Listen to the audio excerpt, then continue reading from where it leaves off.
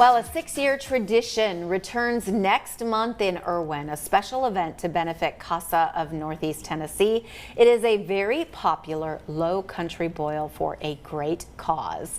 Here with more now, Melanie Feathers, Executive Director of CASA of Northeast Tennessee.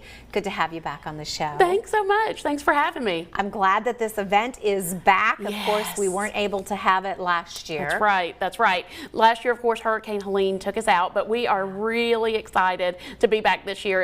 It's chilly weather outside, so we say we're ready to warm up with a low country boil. And a low country boil, everybody loves. It's that sense of community. I feel like everybody just kind of digs in together. Yeah, and it's, this event is so much fun. It's sponsored by A.O. Smith, and we involve the high school with us, so we'll have the high school bluegrass band out playing for us. They do a fantastic job, led by Connor Brackens, fantastic guy, and we'll have a whole spread of shrimp and sausage and corn and all the things you could want. So plenty of napkins, that's maybe right. some bibs. That's right. That's you got things flying around as you're peeling your shrimp. Yes. I mean, yes. It's just a really, really fun event. And yeah. I understand too, you're going to have a silent auction, so a lot of different ways to kind of raise money. Yeah, we're going to bring back the silent auction this year. We haven't done that in a couple years, so we're excited to have that opportunity for folks to maybe get their hands on some Christmas gifts or some gifts for themselves.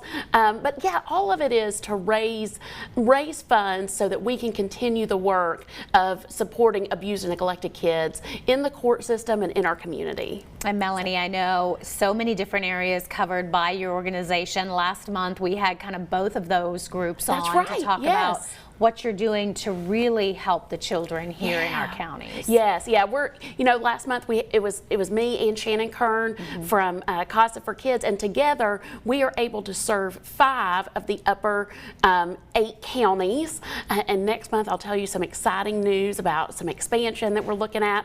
But we do this because we know that abuse and neglect is a real issue in our area. Sometimes it's something we don't want to think about, but it's an issue not just in our area, it's an issue across the country. And these children deserve someone to speak up for them, to give them a voice, and to show them that there is hope for something better.